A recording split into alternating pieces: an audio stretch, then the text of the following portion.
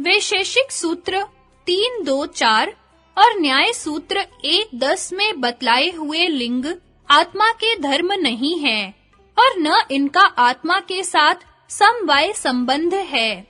यह आत्मा का शरीर के साथ अस्तित्व बतलाने के लिए केवल चिन्ह मात्र है। जैसे राम के मकान को निर्देश करने के लिए यह कहा जाए, जिस मकान में आम का वृक्ष है वही राम का मकान है। इन दोनों सूत्रों में आत्मा के सगुण अर्थात शबल स्वरूप को बतलाया है, जिसकी संज्ञा जीव है, क्योंकि प्राण, अपान, पलक मीचना, पलक खोलना, जीवन, यह सब प्राण के धर्म है। मन की गति मन का धर्म है, इंद्रियों का विकार इंद्रियों का धर्म है, इच्छा, द्वेष, दुख, सुख, प्रयत्न और ज्ञान बुद्धि के धर्म हैं। ये सब तीनों गुणों के कार्यों के धर्म गुण रूप ही हैं। इसी बात को गीता अध्याय के 5, 8 तथा 9 श्लोक में बताया गया है। नैव किंचित करोमीति युक्तो मन्येत तत्ववित् पश्यन् शृण्वन् स्पर्शन् जिघ्रन् शन्न गच्छन् स्वप्न श्वसन् प्रलपन् विसर्जन् ग्रहण्नु मिशिन्नपि इंद्रियाणि इंद्रियार्थेषु वर्तन्त इति धारयन्। तत्व को जानने वाला सांख्य योगी तो देखता हुआ, सुनता हुआ, स्पर्श करता हुआ, सूंघता हुआ, भोजन करता हुआ, गमन करता हुआ, सोता हुआ, श्वास लेता हुआ, बोलता हुआ, त्यागता हुआ, ग्रहण करता हुआ, आँखों को खोलता हुआ और मीचता हुआ भी सब इंद्रियां अपने-अपने अर्थों में बरत रही हैं। इस प्रकार समझता हुआ निसंदेह ऐसे माने कि मैं कुछ भी नहीं करता हूँ। आत्मा का शुद्ध स्वरूप वैशेषिक के सूत्र 7, 1 और 22 में बताया गया है।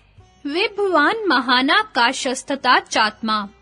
विभु धर्मवान महान है, आकाश वैसे आत्मा है। वैशेषिक के इस सूत्र के अनुसार ही श्रुति स्मृतियों में आत्मा के शुद्ध ज्ञान स्वरूप को व्यापक और निष्क्रिय ही माना है। यथा आकाशवत सर्वगतश्च नित्यः। आकाश के समान आत्मा व्यापक और नित्य है। नित्यः सर्वगतः स्थाणुर्चलो अयं सनातनः। यह आत्मा नित्य व्यापक, स्थाणु तथा निष्क्रिय और सनातन है।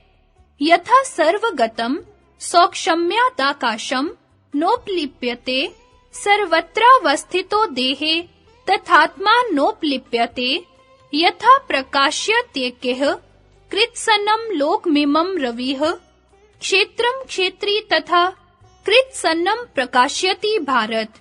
जिस प्रकार सर्वत्र व्याप्त हुआ आकाश भी सूक्ष्म होने से लिपायमान नहीं होता, वैसे ही सर्वत्र देह में स्थित हुआ भी आत्मा गुणातीत होने के कारण देह के गुणों से लिपायमान नहीं होता है।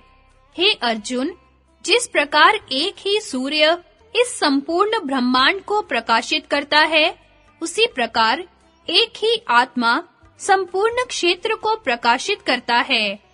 आत्मा के शबल स्वरूप की पिंड रूप व्यष्टि शरीर में सिद्धि से सामान्य तो दृष्ट प्रमाण द्वारा परमात्मा के शबल स्वरूप की ब्रह्मांड रूप समष्टि जगत में सिद्धि होती है। वैशेषिक और न्याय में योग साधन की शिक्षा। आत्मा तथा परमात्मा का अस्तित्व प्रमाण और लक्षण से सिद्ध करने के पश्चात इन दोनों दर्शनकारों ने न केवल आत्मा और परमात्मा का, किंतु अतीन्द्रिय जड़ पदार्थों का भी वास्तविक स्वरूप जानने के लिए योग साधना का ही सहारा बतलाया है। यथा आत्मन्यात्म मनसोः संयोग विशेषादातम प्रत्यक्षम। आत्मा में आत्मा और मन के संयोग विशेष से आत्मा का प्रत्यक्ष होता है। अर्थात आत्मा और मन का योग समाधि द्वारा जब संयोग प्रत्यक्ष होता है, तब उस संयोग विशेष से आत्मा का प्रत्यक्ष होता है। तथा द्रव्यांतरेषु प्रत्यक्षम। इसी प्रकार अन्य द्रव्यों का प्रत्यक्ष होता है। असमाहितान्तःकरण उपसंहरित समाध्यस्तेषां च। युक्त योगी जो समाधि को समाप्त कर चुके हैं, उनके लिए बिना समाधि के भी प्रत्यक्ष होता है। तत्समवायात् कर्म गुणेषु, उनमें संवेद होने से कर्म गुणों में युक्त और युंजान दोनों प्रकार के योगियों को भी प्रत्यक्ष होता है। आत्म समवायात्म गुणेषु, आत्मा में संवेद होने से आत्मा के गुणों का प्रत्यक्ष होता है। समाधि विशेषाभ्यासात्, समाधि विशेष के अभ्यास से तत्व ज्ञान उत्पन्न होता है।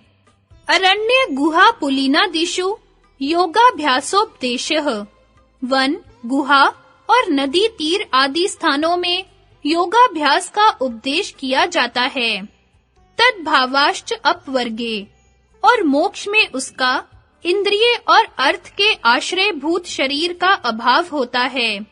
तदर्थम यम नियमाभ्याम आत्म संस्कारो योगाचाध्यात्म विद्योपायः, उस मोक्ष के लिए यम और नियमों से तथा अभ्यास विधि के उपायों द्वारा योग से आत्मा का संस्कार करना चाहिए, अर्थात योग के प्रतिबंधक मल विक्षेप और अवतरण को हटाना चाहिए। चौथा प्रकरण, सांख्य और योग दर्शन।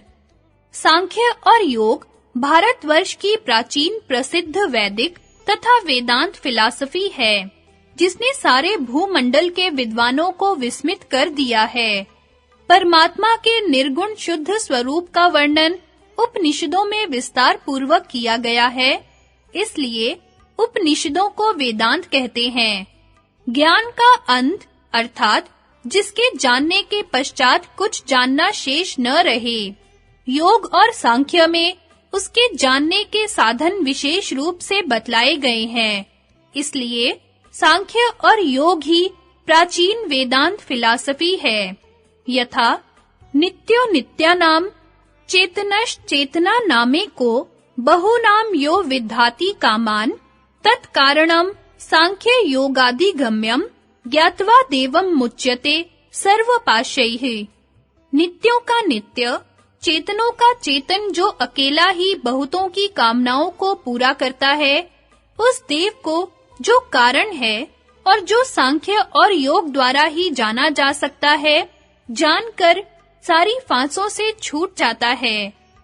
वेदांत विज्ञान सुनिश्चितार्थम संन्यास योगाद यत्यः शुद्ध सत्वाः ते ब्रह्मलोकेषु परांत काले परामृताः परिमुच्यन्ति सर्वे। वेदांत के विज्ञान का उद्देश्य जिन्होंने ठीक-ठीक निश्चय कर लिया है और जो यति जन संन्यास और योग से शुद्ध अंतःकरण वाले हैं, वे लोग सबसे उत्तम अमृत को भोगते हुए मरने के समय ब्रह्मलोकों में स्वतंत्र हो जाते हैं। तथा नास्ति सांख्य समम ज्ञानम नास्ति योग समम बलम, सांख्य के समान और कोई दूसरा ज्ञान नहीं है और योग के समान और कोई दूसरा बल नहीं है। द्वौ कर्मौ चित्त नाशाय योगो ज्ञानम च राघव, योगो वृत्ति निरोधो ही ज्ञानम सम्यक वीक्षणम। असाध्यः कस्यचिद्योगो ज्ञानम कस्यचिदेव च प्रकारो द्वौ ततः साक्षाच्गाद परमः शिवः। हे राम, चित्त का नाश करने के लिए केवल दो निष्ठाएं बतलाई गई हैं, योग और सांख्य। योग चित्त वृत्ति निरोध से प्राप्त किया जाता है और सांख्य सम्यक ज्ञान से। किसी-किसी के लिए योग कठिन होता है और किसी-किसी को सांख्य। इस कारण परम शिव ने योग और सांख्य दोनों ही को मार्ग बतलाया है।